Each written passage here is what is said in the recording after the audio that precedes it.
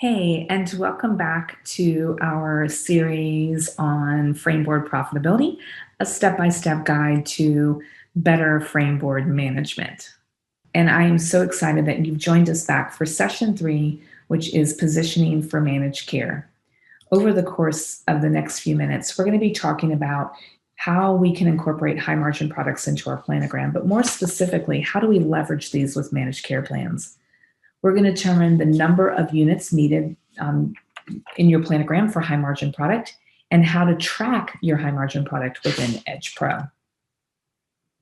In session 2, we talked about high margin products and we briefly defined it as products that are purchased 60 to 65% than the frame's data cost. When we think about our planogram, we want to dedicate about 20% of our total board space to high margin product. So basically what I'm saying is if we have a practice that showcases 500 units, 20% of 500 is 100. That means 100 units out of the 500 is dedicated for high margin product. We're going to talk a little bit about why we want to do that as it comes to our managed care plans. If your practice has a high Medicaid patient demographic, then you may want to consider bumping your percentage of high margin product a little higher. Maybe it's 30, maybe it's 40%, whatever you're comfortable with. But the minimum that we should do is about 20%. In session 2, we also talked about 2 different pricing strategies, minimum list price and our traditional method, which is that multiplier. When it comes to high margin product, pricing strategy doesn't change. It's no different. You're going to want to use your minimum list price or the multiplier, whichever is the greater of the 2. When it comes to managed care plans and high margin product, don't be afraid to use them. As frame benefits continue to increase, our profitability and cost, so our profitability goes down and our costs go up. But when you incorporate high margin product frames into your planogram, you're going to reduce your cost and increase your profitability. Your target of all managed care plans is to use about 60% of your frame sales should be geared towards managed care plans and high margin product. Let's take a look at an example. Here we have a regular product. The frame's data cost is $45, and we paid $43 after discounts and rebates. If we take a look at a VSP scenario, we've got a wholesale frame allowance of $45 and a retail frame allowance of $130. We're listing our frame at $169. This just so happens to be my minimum list price. Because the frame's data is equal to the wholesale frame allowance, the patient's going to pay $0 towards this frame. No worry, VSP is going to reimburse us $45. So the total collection, the total monies that we've collected between our patient and VSP is $45. But that's our gross profit. Now we have to subtract out our cost. Remember, our cost was $43, and that was after our discounts. So when we subtract that 43 from the 45, we profited $2. Seems kind of low to me, don't you? Well, let's take a look at another example utilizing high margin product. Scenario is exactly the same. The only difference here is that we paid $10 for this frame. So we come down to the patient, VSP reimbursement, total collections, nothing is different. We still collected $45. Now, what's different is we have to subtract out our cost. So $10 minus the 45 gives us a net profit of $35. How amazing is that? Just by incorporating a high margin product, reducing what our costs are, our profitability just went up. And if you think about that, if you do that for every single managed care plan where you're utilizing a high margin product frame, you're going to generate more revenue. That's going to tie in to an increase in your optical revenue per exam. One small change in your planogram, and look what can happen. Well, you're going to input your high margin product frames into your practice management system. And when you do so, you want to make sure that we can isolate these within Edge Pro. So you'll want to add an identifiable code for tracking purposes. So here you can see that we've got regular product Nautica and we have high margin product also in Nautica. Same thing with 9 West. The identifiable code at the end of Nautica just represents, the H represents high margin product.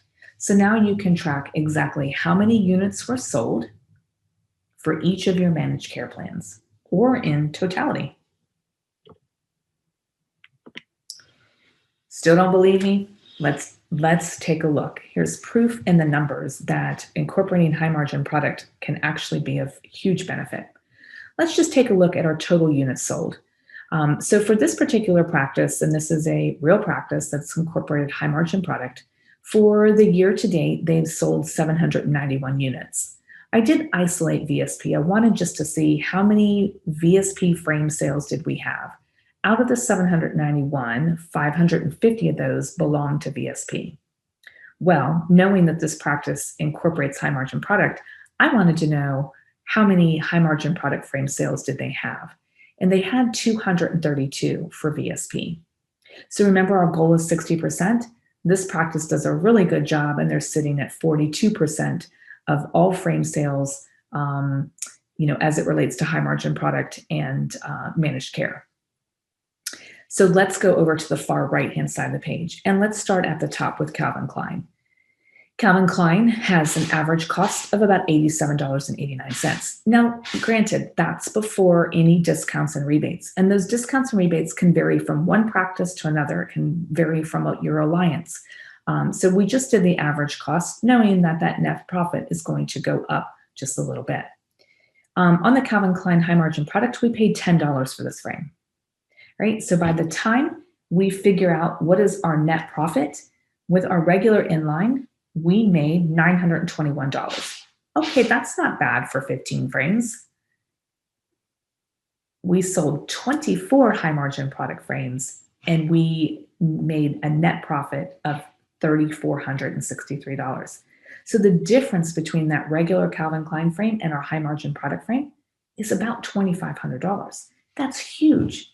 We made an additional $2,500 on 24 units. Crazy. Let's take a look at Nautica down towards the bottom.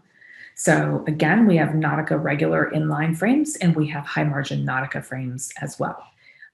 Again, the average cost before any discounts and rebates is about $76.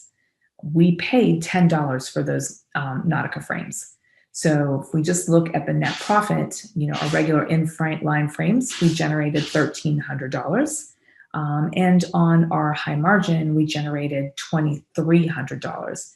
That's $1,000 more than our regular frames. So again, buying at a reduced cost, that's 60 to 65% difference, huge. And we take a look at 9 West. This is another very significant increase in profitability. So average cost for regular 9 West frames is about $72. Again, this is before any discounts or rebates. And what we paid for that 9 West frame is about $10. So you can see how much revenue we generated. What is our net profit after all of our costs are subtracted out? And our regular inline was only $273 for 18 frames. That's crazy. But if we take a look at that high margin product frame, we sold 3 more units. We only paid $10 a frame and we generated a net profit of $2,000, $1,800 more than our regular inline frames. Crazy.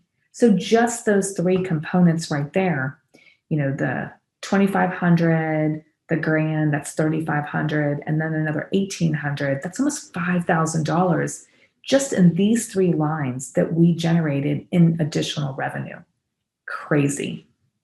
So don't be afraid to incorporate high margin product. Who are your big players? Safilo, Clear Vision, Marchand. As you can see here, this is a very long laundry list of Marchand product that they provide high margin products in. So reach out to your rep, ask them about their high margin product list, And here's another little key thing that you want to keep in mind. These frames you want to buy deep in, right? So these are frames that are closing out. And if if you're incorporating 20% of your board space, what you don't want to do is buy 1 or 2 units of frames. Those are going to get gone very quick. You want to keep these frames on your board, so you want to buy deep. So my recommendation is, if you have to buy 100 units, buy 5, 6, 7 units deep of each one of the styles that you select. There's generally a great selection of frames that are beginning to phase out. What a great time to capitalize on reduced costs on these frames. Again, buy deep. A part breaks, the patient loses their glasses, they love their same exact frame. It's okay. You've got another one right underneath your stock. And so you just pull that out and you take care of whatever their needs are. Super easy.